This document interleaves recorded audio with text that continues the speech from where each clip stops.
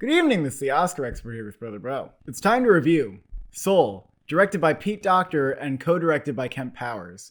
This is the latest Pixar film about a jazz pianist voiced by Jamie Foxx who is a middle school band teacher, so he's not really where he wants to be in life. He falls into a sewer and is transported to the land where souls find their purpose before they are sent to Earth to live lives. I have become more and more of a Pixar skeptic. I've definitely turned the corner after seeing like Toy Story 4. But some of their films that like really do it for people, like, you know, even Coco was like doing it for people, like haven't done as much for me. And I don't know why it is. Sometimes like the messages just feel kind of like obvious. But throughout Soul, I was just like bathing in how like gorgeous it looked. The Soul universe and all the characters in there. New York City. I am still like pretty just stunned overall with how like amazing looking the film was.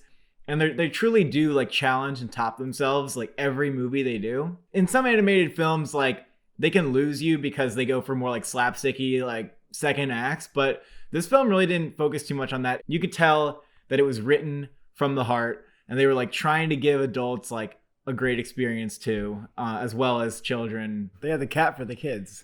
Yeah, exactly. Yeah. There's always an animal. It was definitely like a beautifully written movie too. It really wanted to be like about humanity and about souls and like finding your interests. And some of the stuff I already like think I'm going to be using in my vocabulary. Like, oh yeah, that's kind of like my spark. I like that they're giving you kind of like a way and a schema in which to think about things like your personality and your interests and stuff. And the movie ends on a very true note. Like it has a great philosophy for how to live your life. And I like really liked the movie overall. I liked it more than I thought I was going to. At the same time, I know like the message of the movie because I've seen it in many, many movies. I also just like have experience that like, okay, yeah, that is like the best way to live life. The only thing that was missing for me was really the element of like surprise. Like I was going to learn something new or discover something. I have felt like that in their films in the past, but I didn't like quite get there with it. The movie will probably mean like a lot to some people, and it could have been more predictable. It could have been worse. I like that it wasn't kind of like simping for the message that we always get. Put your head down and like become like what you need to be. Kind of like Coco, where it's like, you know, your passion is everything.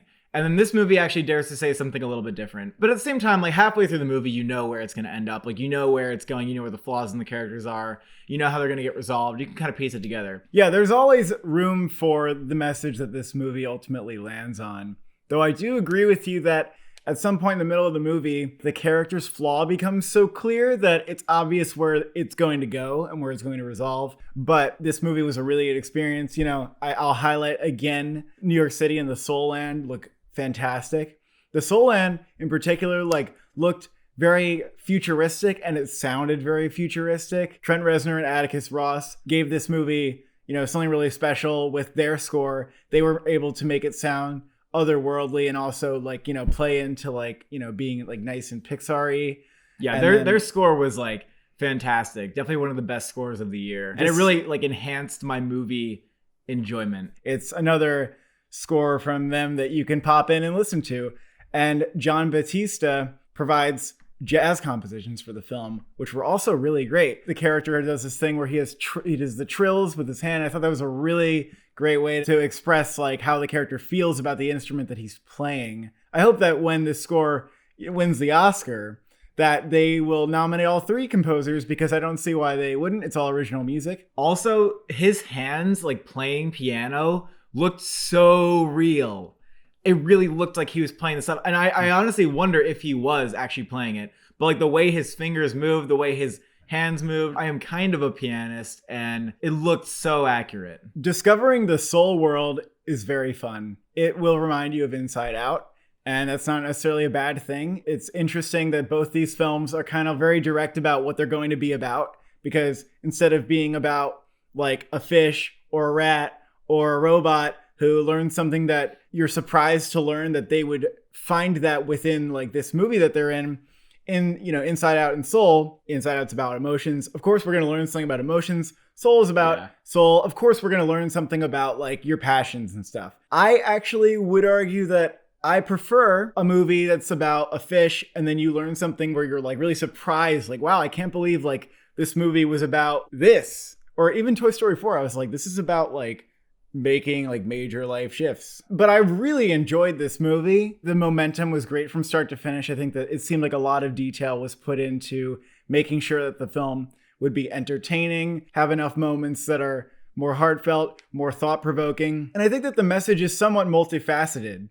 I think there's like a couple different ways to look at it. And I think that that's because the movie understands that its message can be applied in like a dynamic way. So even though it was maybe a message I could see coming, I think that they did justice to that worldview. I think it's a fantastic message for kids to learn at an early age because many adults, like the one in the movie, don't seem to understand that. Also, Soul and The Sound of Metal are the same movie. You just think about that if you've seen both of them. A little bit like that. And it's a little bit 9 days, but it wasn't as much 9 days as I feared it would be. But yeah, stimulating for the mind, great to explore and kind of swim through because it just sounds and looks so great. I also appreciated that the antagonist wasn't like annoying and evil and dark. And I also really like the ending where how it just ended on like that note and it just let you sit with that. I thought that was actually a little bit rare for an animated film where, you know, sometimes they would just do like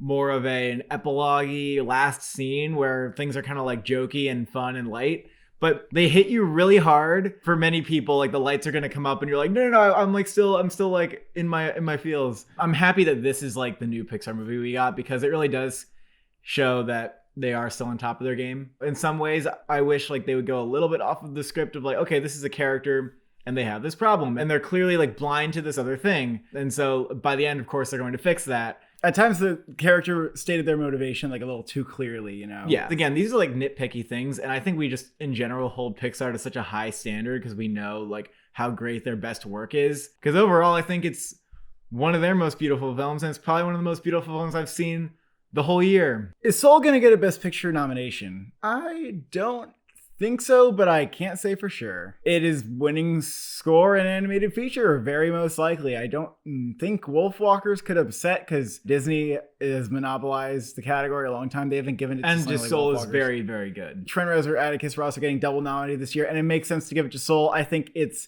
the better score. It's the one that people are going to return to and listen to. Everybody loves it. It's already sweeping critics awards. It's maybe even a lock to win score if there's such a thing, which is not a 90. I think the consensus is that some people think it really is Pixar's best and others think that it's not quite there. And that mixture is possibly not enough to support it getting a Best Picture nomination. Well, I even think at this point, you could think it's one of Pixar's best and just not want to nominate it in Best Picture.